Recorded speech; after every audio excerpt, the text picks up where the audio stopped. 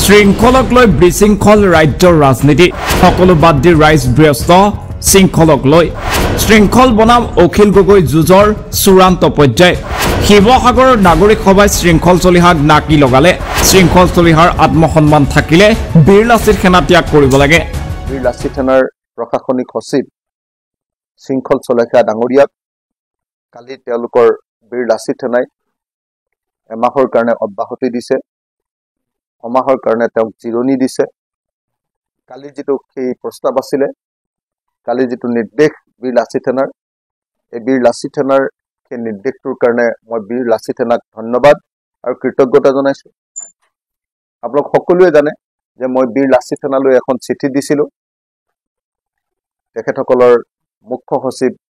ৰমটো পানী ফুকনলৈ মই এখন চিঠি দিছিলো আৰু চিঠিত মই শৃংখল চলিহাই কেনেদৰে শিৱসাগৰত সাম্প্ৰদায়িক সংঘাত লগাব খুজিছে আৰু সমগ্ৰ অসমত তেওঁ কেনেকৈ মুখ্যমন্ত্ৰীৰ হৈ কাম কৰিছে বিজেপি আৰএছএছৰ হৈ কাম কৰিছে সেই কথাটো মই আঙুলিয়াই দিছো গতিকে কালি নাগৰিক সভাৰ এটা ডাঙৰ ফলাফল হ'ল যে কালি শৃংখল চলিহাক নাগৰিক সভাই নাকি লগালে আৰু সেই নাকি লগোৱাৰ কাৰণে মই বীৰ লাচিত সেনাক ধন্যবাদ জ্ঞাপন কৰিছো কিন্তু তাৰ অৰ্থ নিশ্চয় এটো নহয় যে আমি খিলঞ্জীয়া মানুহৰ অধিকাৰ নিবিচাৰিম তাৰ অৰ্থ নিশ্চয় এটো নহয় যে খিলঞ্জীয়া মানুহৰ নেতৃত্বৰ কথা আমি নকম আমি হাজাৰবাৰ খিলঞ্জীয়া মানুহৰ নেতৃত্বৰ কথা কম খিলঞ্জীয়া মানুহৰ অধিকাৰৰ কথা কম কিন্তু খিলঞ্জীয়া মানুহৰ অধিকাৰৰ কথা কওঁতে ধৰ্মৰ ভিত্তিত খিলঞ্জীয়া মানুহৰ মাজত আকৌ সাম্প্ৰদায়িক সংঘাত লগাবলৈ আমি চাব নালাগে আৰু নাগৰিকসকলে শৃংখল চলিহাই সাম্প্ৰদায়িক সংঘাত লগাব লৈছিলে বুলি কোৱাৰ পাছত আৰু তেওঁৰ দলে তেওঁৰ সংগঠনে শৃংখল চলিহাক আচলতে সাময়িক বিৰতি দিয়াৰ পাছত মই ভাবো যে শৃংখল চলিহাই আৰু সেই সংগঠন কৰাৰ কোনো পৰিৱেশ নাথাকে মই ভাবো যে শৃংখল চলিহাৰ যদি কালিৰ দিনটোত শিৱসাগৰ শান্তি সম্প্ৰীতি অটুট ৰখাৰ বাবে আয়োজন কৰা হৈছিল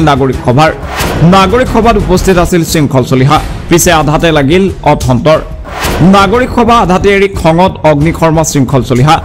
নাগৰিক সভাৰ নামত ৰাইজৰ দলৰ সভাপতাৰ অভিযোগ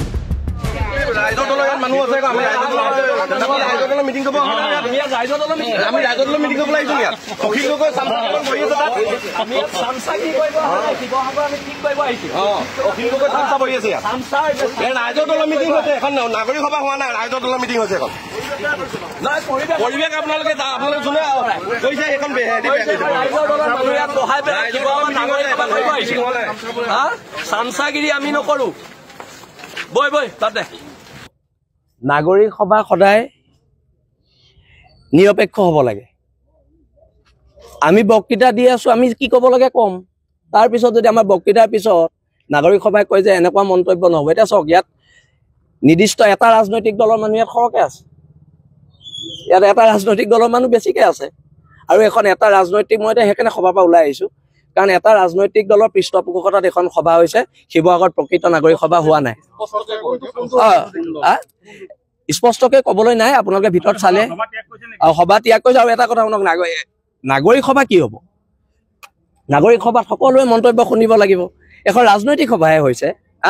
আৰু সেইকাৰণে মই ত্যাগ কৰিছোঁ আৰু প্ৰকৃত নাগৰিক সভা অনাগত দিনত শিৱসাগৰৰ জ্যেষ্ঠ মানুহখিনিয়ে দিব বুলি মই আশা ৰাখিছোঁ আৰু শৃংখল চলিহাৰ এই প্ৰতিক্ৰিয়াৰ পিছতে এতিয়া শৃংখলক উভতি ধৰিছে অখিল গগৈয়ে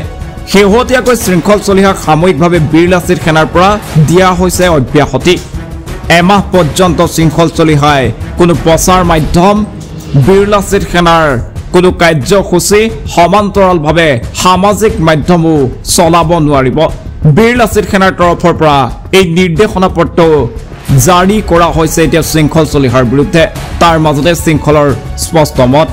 স্বাস্থ্যজনিত কাৰণতহে শৃংখল চলিহাক দিয়া হৈছে সামৰিক অব্যাহতি বীৰ লাচিত সেনাক দুভাগত বিভক্ত কৰিব কোনেও নোৱাৰে এনেদৰে মন্তব্য কৰিলে শৃংখল চলিহাই নিউজ ডেস্ক ৰিপোৰ্ট এনি টক্স